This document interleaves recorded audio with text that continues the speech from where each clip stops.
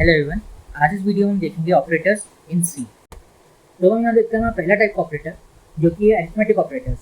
तो हम यहाँ पर पहले कुछ वैल्यूज़ इनिशियलाइज कर देते हैं, जैसे कि मैंने कर दिया इंटीजर डेटा टाइप में x को मैंने ले लिया 10, y को मैंने ले लिया 3 और हमें z भी लेना होगा क्योंकि हम z के अंदर जो वैल्यू स्टोर करेंगे तो हमें यहाँ z को बस इनिशियलाइज करना होगा कुछ ऐसे।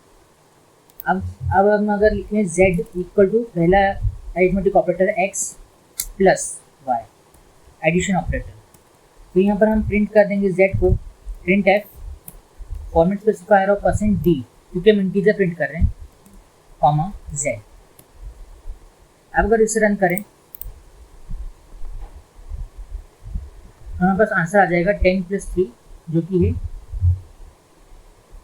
13। फिर उसका नेक्स्ट देखते हैं z equal to x at subtraction operator minus y। तो यहाँ पर z को प्रिंट कर दें, यहाँ पर आंसर आ जाएगा 7।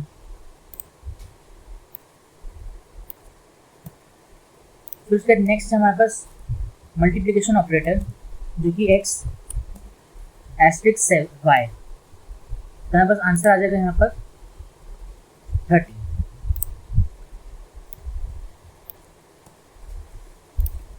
तो हमारे पास जो नेक्स्ट अरिथमेटिक ऑपरेटर है वो है डिवीजन ऑपरेटर। हम लिखेंगे z equal to x slash y। अब अगर इसका आउटपुट निकालें हम तो हमारे पास 3 आता है जो कि इंटीजर वैल्यू है। तो ऐसा इसलिए हो रहा है क्योंकि हमने x, y और z को इंटीजर में डिफाइन करा है। अगर हम इन्हें फ्लोट में डिफाइन कर दें और यहाँ पर जब हम प्रिंट करें z को तो उसको %d की जगह %f कर दें जिससे हमें फ्लोट में आंसर मिलेगा। तो अब अगर इसका आउटपुट निकालें तो हमें हमारा आंसर 3.33 मिल जाता है। तो हमारा नेक्स्ट ऑपरेटर जो है वो है रिमाइंडर ऑपरेटर। तो अगर हम लिखें x %y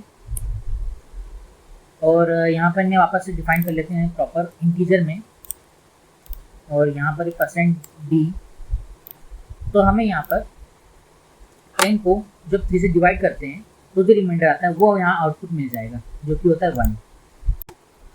तो हमारे पास नेक्स्ट टाइप का ऑपरेटर है वो है रिलेशनल ऑपरेटर्स। तो मैंने पहले जैसे यहाँ पर इंटीजर x 10 y 3 दे दिया है। अगर हम प्रिंट करें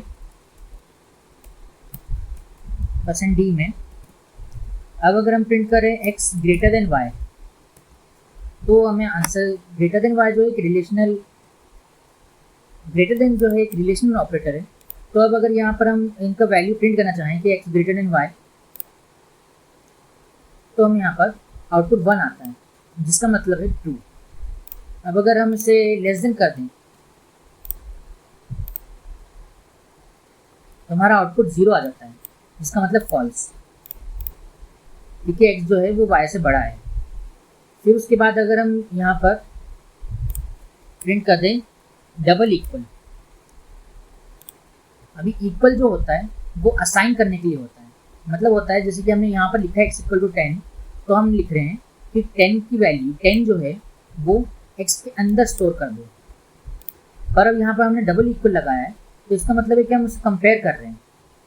तो कंपेयर कर रहे हैं तो ये यहाँ पर इस लाइन का मतलब है कि x जो है वो y की इक्वल है। तो अगर हम इसका आउटपुट निकालें तो हमें यहाँ पर 0 देखने को मिलेगा, मतलब है फॉल्स क्योंकि x और y दोनों अलग अलग वैल्यूज हैं। फिर उसके बाद अगर हम यहाँ पर लिख दें एक्सक्लेमेशन इक्वल, इसका मतलब होता है नॉट इक्वल टू। तो अगर इसका आउटपुट निकालें तो हमें 1 मिलता है मतलब ट्रू क्योंकि x और y दोनों अलग अलग हैं। तो हमारा नेक्स्ट टाइप का ऑपरेटर देखते हैं जो कि असाइनमेंट ऑपरेटर। तो अगर हम यहाँ लिखें x प्लस इक्वल टू 5 जो कि इक्विवेलेंट होता है x equal to x plus 5 के, तो इसका मतलब इस लाइन का मतलब क्या है कि हमारा जो न्यू x है उसके अंदर हम स्टोर कर रहे हैं पुराना x प्लस 5। अब यहाँ पर पुराना x जो है वो 10 है तो 10 प्लस 5 हम न्यू x के अंदर स्टोर कर देंगे जो कि आ जाएगा 15। तो अब मैं इस लाइन को हटा दूँ और प्रिंट कर दूँ, x को प्रिंट कर दूँ इस लाइन के बाद, यहाँ पर आंसर 15 आ जाएगा। फिर उसके बाद अगर हम लिखते हैं x माइनस इक्वल टू 5, तो हमारे पास जो आउटपुट है वो आ जाएगा x equal to x minus 5, मतलब 5।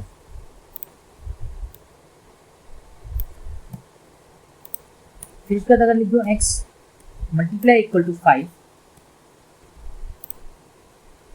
तो ये हो जाएगा 5 से मल्टीप्लाई हो जाएगा, जो कि होगा 50। फिर उसका लिख दो x divide by equal to 5, तो ये 10 जो है 5 से डिवाइड होकर x में स्टोर हो जाएगी वैल्यू, जो कि हो जाएगी 2।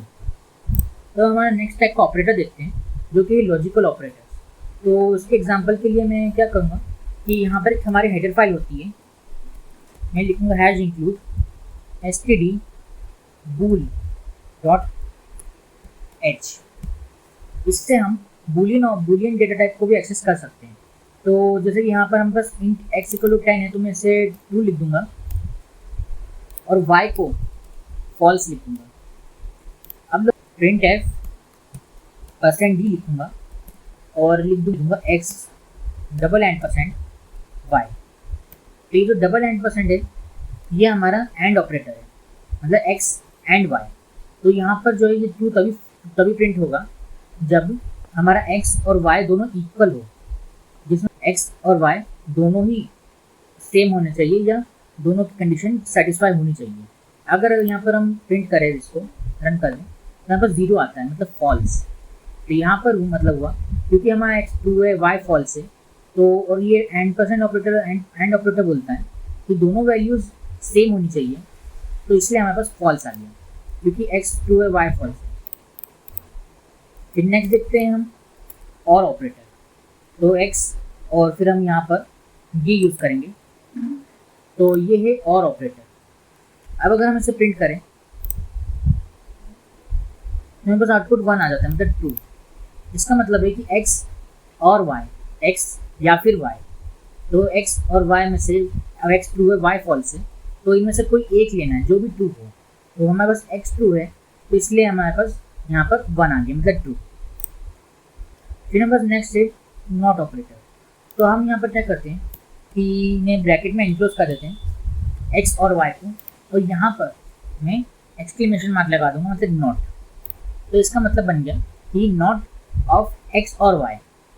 तो अगर हम यहाँ पर x और y देखें, तो जैसे हमने देखा था कि 2 आ रहा था आंसर, तो अभी इसके आगे नॉट लगा दिया है, तो इसका मतलब आंसर फॉल्स आ जाएगा, मतलब 0। यहाँ पर 0 आ चुका है, मतलब फॉल्स। फिर हमारे पास नेक्स्ट ऑपरेटर है इंक्रीमेंट और डिक्रीमेंट ऑपरेटर्स। तो अगर मैं यहाँ लिख दूँ x प्लस प्लस, तो इसका मतलब है कि x प्लस 1। तो पहले प्लस का मतलब प्लस और दूसरे प्लस का मतलब है 1। तो अगर मैं इसे प्रिंट कर दूँ तो हमारे पास यहाँ पर 11 आ जाएगा। वैसे ही अगर मैं यहाँ पर लिख दूँ x माइनस माइनस, तो x माइनस 1, तो हमारे पास यहाँ पर 9 आ जाएगा। और हम इसे डायरेक्ट हमारे प्रिंट स्टेटमेंट के अंदर भी लिख सकते हैं। अगर मैं लिख दूँ x प्लस प्लस, तो इसका आंसर जो है जो आप सोच रहे हो वो बिल्कुल नहीं आएगा। इसका आंसर आएगा सिर्फ 10, क्योंकि हमारा कंपाइलर जो है वो लाइन बाय लाइन रीड करता है। तो वो पहले यहाँ पर रीड करेगा x को, फिर ये आंसर इसके अंदर प्रिंट कर देगा, तो उसके बाद ये प्लस प्लस को रीड करेगा, तब जाके हमारा आंसर जो है, अगर मैं यहाँ फिर से इसे प्रिंट करूँ सिर्फ x को, तब जाके हमारा आंसर यहाँ पर आएगा 11। इसका न्यू लाइन कैरेक्टर भी ऐड करना चाहिए। तो पहला हमारे पास जो x था वो 10 आ गया, x प्लस प्लस की वैल्यू। अभी इसने कंपाइलर ने प्लस प्लस रीड करा, तो उसने x को बढ़ा दिया है, तो अब यहाँ पर x को प्रिंट कर रहे हैं, तो यहाँ पर 11 आ रहा है। अगर आपको पहले से ही x की वैल्यू बड़ी चाहिए, तो हम क्या कर सकते हैं, यहाँ पर x के पहले प्लस प्लस लगा सकते हैं, जिससे कि कंपाइलर जब रीड करेगा तो वो रीड करेगा पहले प्लस प्लस, मतलब 1 प्लस हो रहा है और फिर x आ रहा है, तो x की वैल्यू हमें चाहिए, तो इसलिए x की वैल्यू आने तक वेट करता है कंपाइलर, ताकि x की वैल्यू इसके अंदर स्टोर हो सके। तो हमने यहाँ पर 1 प्लस x प्रिंट करा है, तो अब हमारे पास आंसर आ जाएगा 11। वैसे सिमिलरली माइनस माइनस के लिए वर्क करेगा, तो 9। तो ये थे हमारे ऑपरेटर्स इन सी। अब नेक्स्ट वीडियो से हम देखेंगे कि हम यूज़र इनपुट कैसे ले सकते हैं। Thank you.